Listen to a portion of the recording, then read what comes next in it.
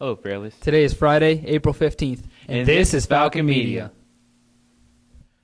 On today's show, we have Senior Week featuring Billy Whitt, Academic Challenge, Games Worthwhile, and Sophomore Trip to New York.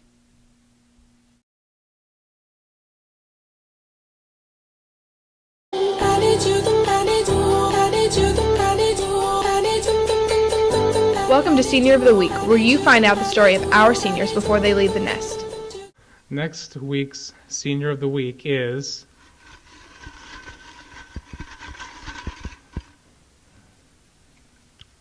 Billy Whitt. I've gone to Fairless my whole life. Yes, I have an older brother. Yes, I have 5 cats and 1 dog. I usually play with my friends or try to relax whenever I can to calm my anger.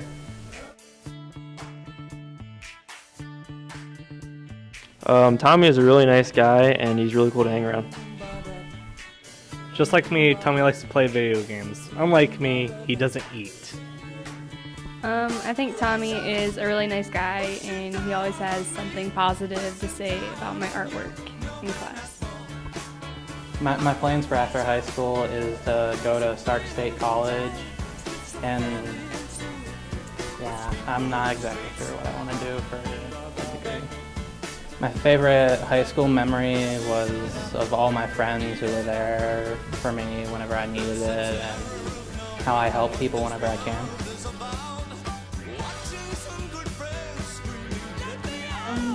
My favorite memory with Tommy was when he brought me a giant bag of candy for my birthday. My favorite memory with Tommy is when I beat him at his own game, Minecraft. My favorite memory with Tommy is probably playing video games with him. It's about all the people who became my best friends and the teachers who I've grown attached to. Is that try your best to do whatever you can to help people, because if you help them, they'll help you back one way or another. Next week's Senior of the Week is Katie Wagner.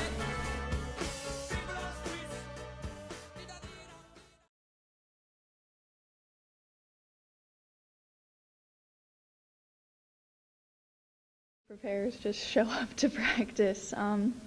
You never know what's coming, so there's not a lot you can do to get ready for it. Practiced a lot to prepare. Didn't really do much that was super special. We have practice every week, Thursday and Friday, and we sit down and we ask questions over and over. Sometimes we have buzzers, sometimes we don't, and we see who can answer questions the fastest and try and remember stuff. We practice every Thursday and Friday morning since the season started. Judging by our performance at last year's regionals, we might not do so well, but we are undefeated so far this year, so there's a pretty good chance that we'll at least win one match. I think that we're going to go further than we did last year. Last year we didn't do so great. It's double elimination, and the first people we faced, Lady of the Elms, wiped the floor with us, and then the second people we faced, we almost beat, but didn't, by about 2 points. I think we'll do better than last time. I think we've really only participated in our league tournament, which is a couple schools in Stark County and Tuscarawas County. It's kind of a small league, but we won, so. We did league so far. I think that's all we've done. Local league tournament, NBC league, I think, and all the matches associated with that. We beat everybody that we faced at the tournament, which was fun. Just the division tournament, or the district tournament. A little more than 10, maybe like 10 or 12 people on our team. A lot. We have 13, 15, including all of our noobs. Number. More than 8.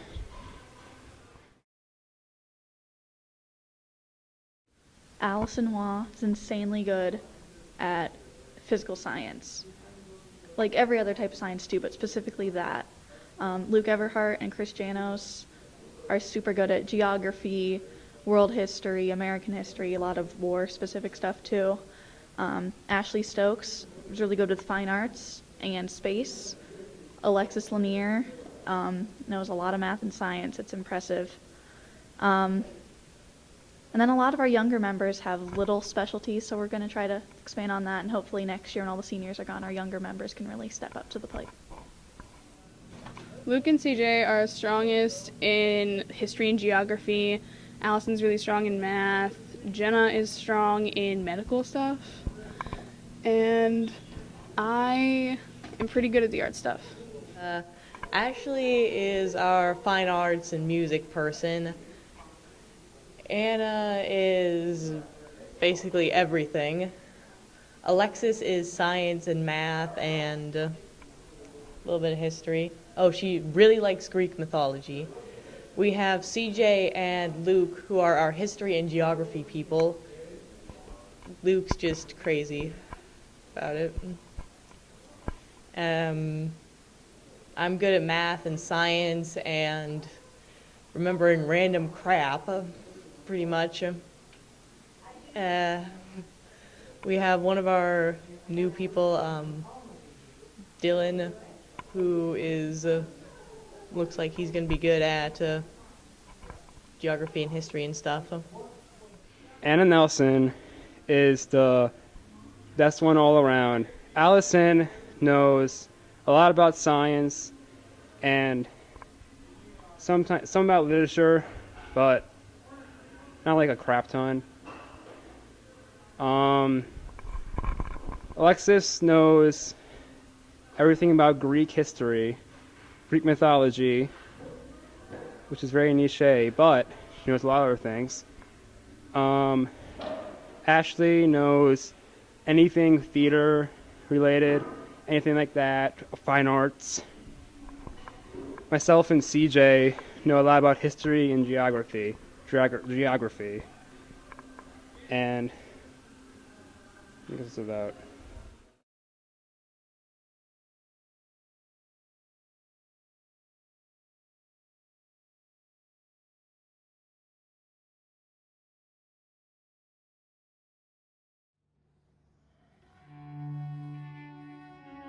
Hello and welcome to Judging a Book by Its Cover, in which I show a bunch of people a book they have never seen and have them trying to figure out what's going on.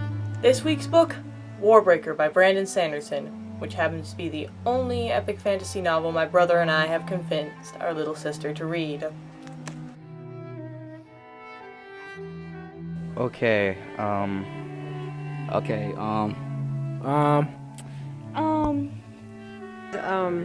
or she's some weird person. I don't really know. This is Penelope. She is clearly the daughter of the lady from The Lion and the Witch and the Wardrobe, that queen that was trying to kill everybody or whatever. She's a magic murder wizard. Is she a magic murder wizard? No, actually, no. she's wearing like really big, like weird bead jewelry, so she shops at Goodwill. Alright, if you look here, it seems to me that the girl is a Targaryen from Game of Thrones. She has the white hair. Okay. Is she the good she's good though. Yeah. She's good because she has she's good. She's actually a god. God of the sea of colors. There's a war going on in this book. She's trying to stop a war like happening between two groups. Maybe she's in love with someone else, like a kind of Romeo and Juliet thing. I don't know. Because it says Warbreaker, so maybe she's trying to stop a war. The lady on the front, she's like the queen. Well, she's going to tame the dragons. First of all, hold on. She's going to tame the dragons, see here? With her rainbow breath. I'm guessing, since it talks about politics and war, and it's like a fantasy novel, I'm guessing she's like the daughter or a relative, or maybe even like a servant of some type of royalty or something. And what she's going to do is she's going to control the world with her dragons. So, that's it. The lady dies. She probably have a kid. She dies from a sword. She's protecting a special world she actually crossed paths with Harry Potter and stole that sword that he used to destroy all the Horcruxes or whatever. It's a magic sword. Is it? Yes. I knew it. Alright, so, I mean, I love this book. I've read this probably about 15 times in my lifetime. There's like a sword, and it's called Warbreaker. It's a sword, so somebody get stabbed in the back or stabbed in the front. I know this is a book you read, though, so I have to know. I know that there's magic in it. Yeah, it's fantasy. There's magic, and there's something like wizards in there, too. And she was just on her way back from the Laffy Taffy shop when she realized that, what's that little, I don't remember his name. I haven't read the book in a while. But she got cursed, and she started throwing up all the Laffy Taffy as seen in the front cover. She's protecting them from bad magic people. Then she dropped her sword and started to die, and that's the end of the book. There's all the other pages are kind of just blank, so it's a really short story actually. The official synopsis of Warbreaker reads as follows. Tellier, capital of Pelandrin, is a colorful city by the sea where gaily dressed crowds bustle through sunny streets and worship heroes who have been reborn as gods. Ruled by the silent, mysterious God King, the pantheon is nourished by offerings of breath, the life force that keeps them alive and youthful. Exiled in Idris, the former royal family reluctantly betrothed a princess to the God King. Arriving into Tellier, she finds both the city and the marriage are not at all what she expected. Her only ally is Lightsong, a god who is skeptical of his own divinity, who fears that war with Idris is inevitable. Meanwhile, another new arrival into Tellier, one who bears the sentient sword Nightblood, makes cunning plans based on the unique magic system of Pelandrin, which uses color to focus the power of breath. Plans that could change the world. Okay.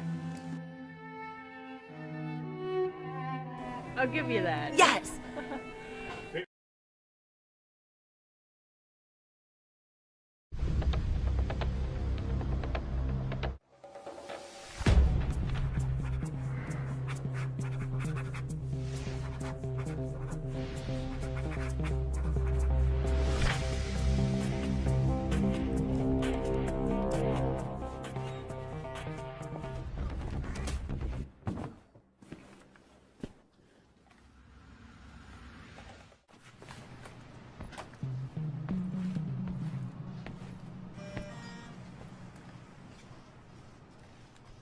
Let's make a little money.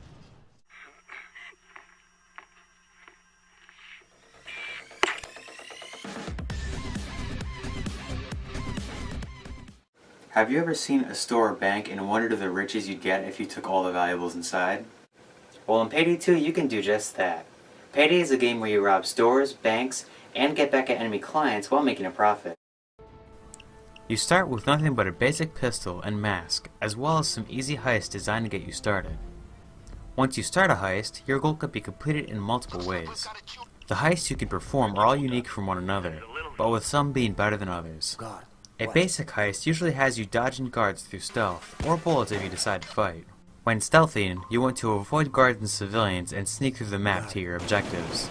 When fighting, you face waves of different types of police that are thrown at your team. From the insta-kill cloaker to the armor-covered bulldozer, as well as others, they are designed to take you into custody no matter what.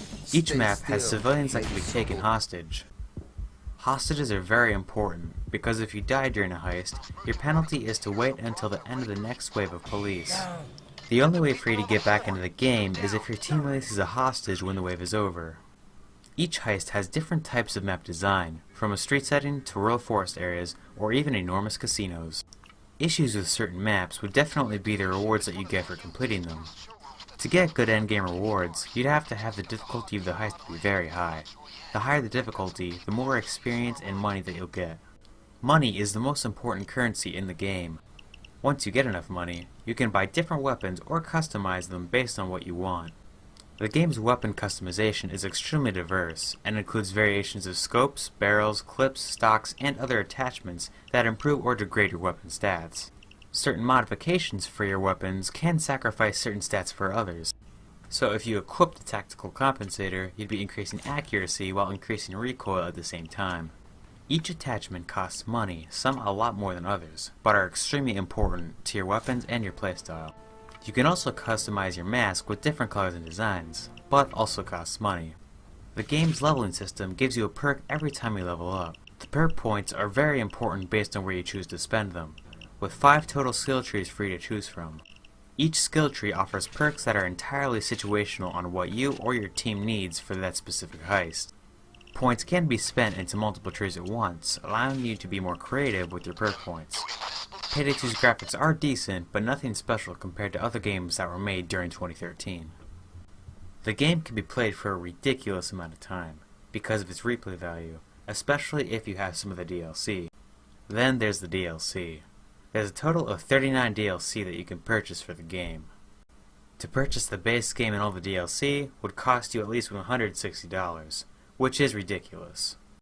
So if you want the full game's experience, it'll put a large dent in your wallet. Payday is for people who like strategy first-person shooters. The base game is still good without DLC, but the DLC still adds variety. Payday 2 is for last-gen consoles, PC, and soon-to-be next-gen. For a better deal, buy Payday during a Steam or holiday sale, and maybe even some DLC.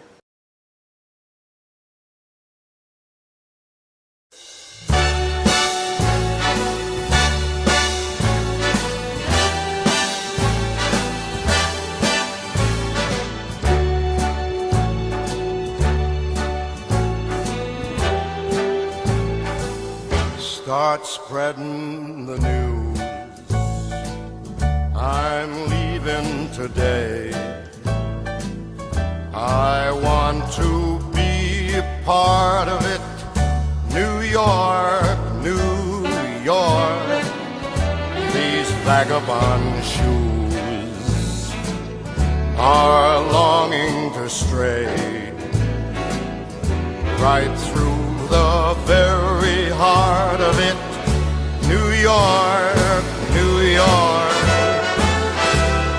I want to wake up in a city that doesn't sleep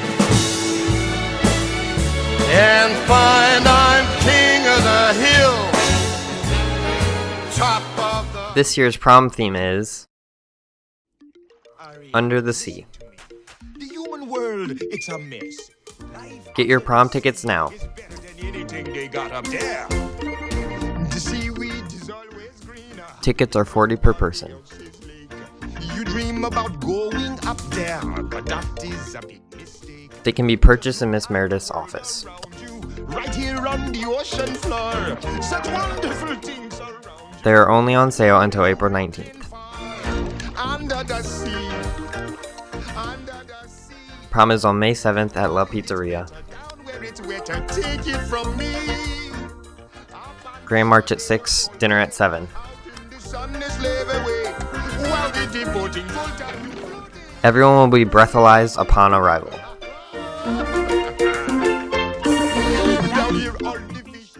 And anyone can be breathalyzed during or after prom. The fish on the land ain't happy. It's hot 'cause they in the bowl. Come join us under the sea at prom. LifeShare and Student Council will be hosting a blood drive April 22nd. According to the American Red Cross, every 2 seconds someone in the US needs blood. Approximately 36,000 units of red blood cells are needed every day. More than 1.68 million people are expected to be diagnosed with cancer in 2016. Many of them will need blood, sometimes daily, during their chemotherapy treatment. Come make a difference on Friday, April 22nd. If you are 16 or older, please sign up for this event.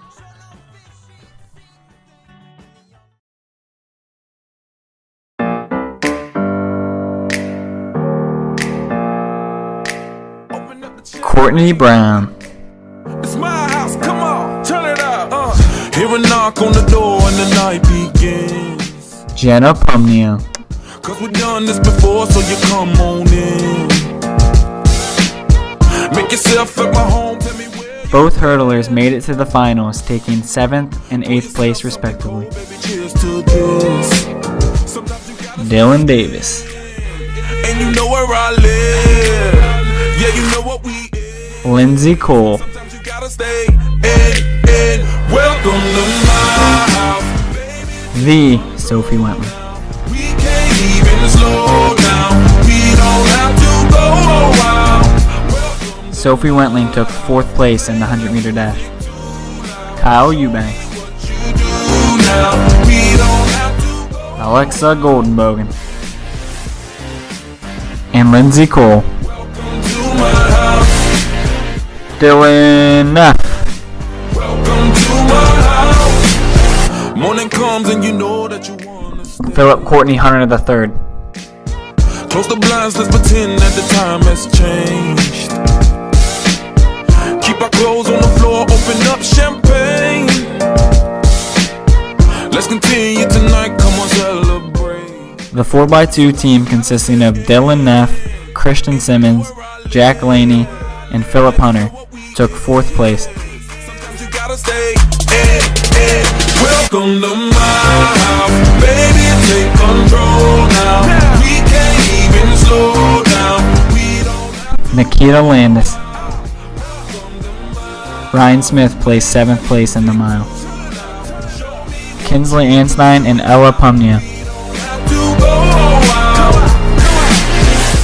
The 4x1 team of Lindsay Cole, Emma Snyder, Alexa Goldenbogen, and Jenna Pumnia took 6th.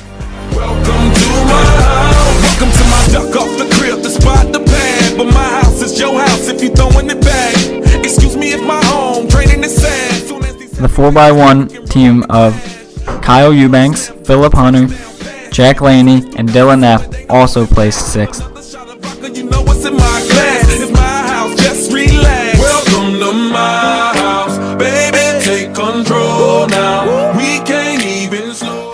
Erica Byer and Emma Snyder. Erica Byer placed 7th place. Matt Cincinnati.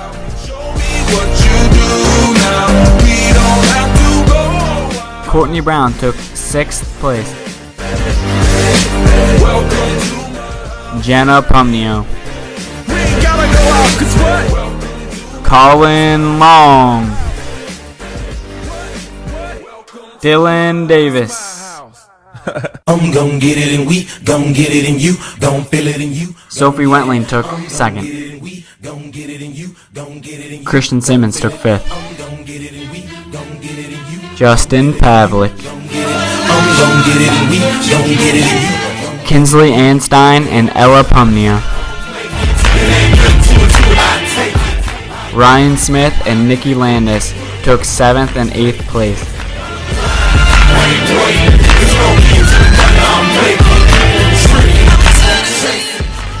The 4x4 team of Sophie Wentling, Erica Byer, Courtney Brown, and Kennedy Gibbons took 3rd place.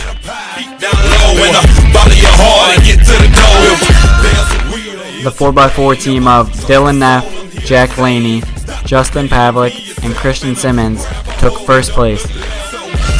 Now here's your chance, you got nothing to lose, make it stand. See the clock is ticking, time ain't waiting. When you're all alone, that's what your face is trying. I'ma make it, it ain't nothing to it, I take it, I flip it, put something to the straight, get it, ain't waiting.